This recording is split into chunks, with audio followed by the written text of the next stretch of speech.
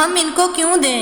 اس کی نیک دل بیوی جو لوگوں کی چھپ کر مدد کیا کرتی تھی، وہ اپنے شوہر کی اس عادت سے بہت پریشان تھی اور ہمیشہ اسے چھپ کر غریبوں کو کچھ نہ کچھ کھانے کو دیا کرتی تھی، کیونکہ وہ کنجوس نہیں تھی، وہ اللہ والی تھی، اللہ سے ڈرنے والی تھی۔ اس کے عمل بھی ایسے تھے کہ ہمیشہ اللہ کی خوشنودی حاصل کیا کرتی تھی۔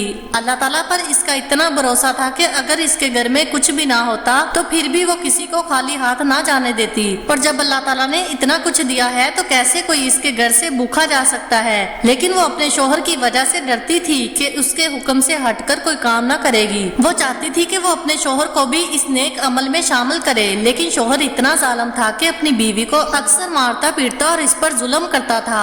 وہ کہتا تھا کہ میرے حکم کے بغیر تم کچھ بھی نہیں کرو گی۔ ایک دن کی بات ہے کہ اس کے گھر میں ایک فقیر نے صدا لگائی، اللہ کے نام پر کچھ دے دو۔ وہ کنجوس اس وقت گھر میں موجود نہیں تھا۔ بیوی نے سوچا کہ جو روٹیاں میرے پاس رکھی ہوئی ہیں وہ فقیر کو دے دوں، کیونکہ وہ بہت بھوکا ہے۔ وہ جب فقیر کو روٹیاں دینے لگی تو اسی وقت وہ کنجوس آدمی گھر لوٹ آیا۔ بیوی کو وہ 3 روٹیاں فقیر کو دیتے ہوئے دیکھ لیتا ہے۔ وہ وہاں آ کر فقیر کو جھڑک دیتا ہے، اس گھر میں آنے کی کوشش نہ کرنا، یہاں سے کچھ بھی مانگنے کی ہمت نہ کرنا، چلے جاؤ یہاں سے۔ اور پھر گھر آ کر اپنی بیوی پر بہت غصہ کرتا ہے اور اسے مارنا شروع کر دیتا ہے۔ تم میری کمائی کو اس طرح لٹا رہی ہو، اگر تم نے کسی کو ہمارے گھر سے روٹیاں یا کچھ بھی دیا تو میرا مرا ہوا منہ دیکھو گی۔ نیک دل بیوی خاموشی سے سنتی رہی، کیونکہ شوہر نے تو قسم دے دی ہے۔ بیوی روتے ہوئے کمرے میں چلی جاتی ہے اور اللہ سے دعا کرتی ہے، اے میرے اللہ، میں تو غریبوں اور مسکینوں کی مدد کرنا چاہتی ہوں، تو نے ہمیں اتنا نوازا ہے، کیا میں فقیروں کو 2 روٹیاں بھی نہیں دے سکتی؟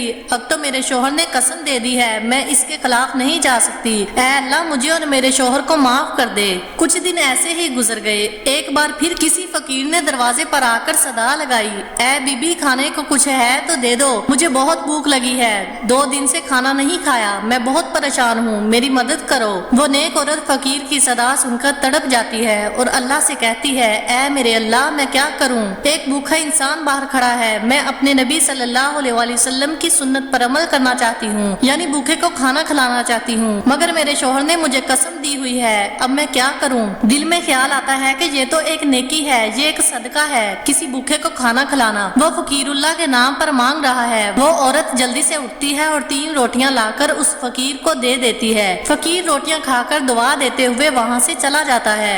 وہ سمجھ رہی ہوتی ہے کہ اس بار اس کے شوہر نے اسے نہیں دیکھا، لیکن اللہ تعالیٰ مجھے معاف کرے گا اگر میں نے کوئی گناہ کیا ہے، اگر میں نے اپنے شوہر کی نافرمانی کی ہے۔ مگر اس کا کنجوس اور جاہل شوہر ایک بار پھر اس کو دیکھ لیتا ہے اور گھر آ کر اس سے پوچھتا ہے، وہ 3 روٹیاں جو گھر میں رکھی ہوئی تھی وہ کہاں ہیں؟ وہ نیک دل عورت جھوٹ نہیں بولتی بلکہ سچ کہہ دیتی ہے، ایک فقیر آیا تھا، اس نے کھانا مانگا تھا، میں نے وہ 3 روٹیاں اٹھا کر اسے دے دی۔ شوہر کو بہت غصہ آ جاتا ہے، تجھے میں نے قسم دی تھی کہ اگر تو نے کسی کو بھی کچھ بھی کھانے کو دیا تو میرا مرا ہوا منہ دیکھے گی، تو نے قسم توڑ دی ہے، یعنی تو چاہتی ہے کہ میں مر جاؤں۔ بیوی فوراً کہنے لگتی ہے، میں نے صدقہ دیا ہے اور صدقہ بلاؤں کو ٹال دیتا ہے، تو نہیں مرے گا۔ شوہر کہتا ہے، مجھے کچھ نہ بتاؤ مگر تجھے اب اس غلطی کی سزا ملے گی۔ وہ جلدی سے تندور کی طرف بڑھتا ہے اور تندور میں آگ لگا دیتا ہے، آگ فوراً لگ جاتی ہے اور تندور فوراً گرم ہو کر دہکنے لگتا ہے۔ وہ کہتا ہے، میں تجھے حکم دیتا ہوں، اس اللہ کا نام لے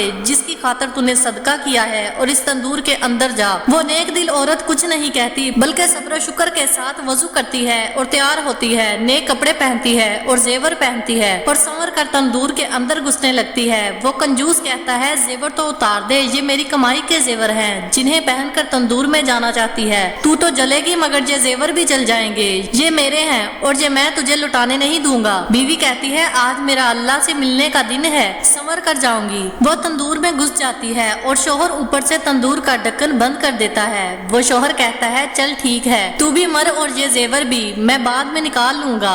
3 دن گزر جاتے ہیں۔ شوہر سوچتا ہے کہ 3 دن گزر چکے ہیں، اب تو اس کی ہڈیاں بھی جل کر راکھ ہو چکی ہوں گی۔ ایسا ہی ہونا چاہیے، جو عورت اپنے شوہر کی نافرمانی کرتی ہے اور جو قسم توڑتی ہے وہ مجھے مارنا چاہتی تھی، اب تو ہڈیاں بھی تندور میں راکھ بن کر پڑی ہوں گی۔ وہ شوہر آ کر تندور کو کھولتا ہے اور سوچتا ہے کہ اب اس نافرمان عورت کی ہڈیاں بھی نہیں بچی ہوں گی۔ جب وہ تندور کے اندر جاگتا ہے تو وہ منظر دیکھ کر اس کی آنکھیں پھٹی کی پھٹی رہ جاتی ہیں کہ اس کی بیوی تندور کے اندر صحیح سلامت ہوتی ہے۔ آگ نام کی کوئی چیز نہیں ہوتی بلکہ وہ پھولوں میں چھپی ہوئی ہوتی ہے۔ وہ شوہر بیوی کو حیرت سے دیکھ رہا ہوتا ہے، اس کا منہ کھلا کا کھلا رہ جاتا ہے۔ بیوی اطمینان سے اٹھ کر باہر آ جاتی ہے اور کہتی ہے، یہ میرے اللہ کا کرشمہ ہے جس نے مجھے بچایا ہے، اور یہ میرا یقین ہے جس کی وجہ سے آج میں زندہ ہوں۔ وہ کنجوس ظالم شوہر تندور میں جھانکنے لگتا ہے کہ کیا وجہ تھی کہ آگ نہ لگی اور وہ صحیح سلامت کیسے واپس آ گئی۔ 3 دن گزر جانے کے باوجود بھی اسے کچھ نہ ہوا۔ جیسے ہی وہ شوہر تندور کے اندر جھانکنے لگتا ہے، اسی وقت اللہ کی قدرت سے اس کا پیر پھسلتا ہے اور وہ تندور کے اندر گر جاتا ہے۔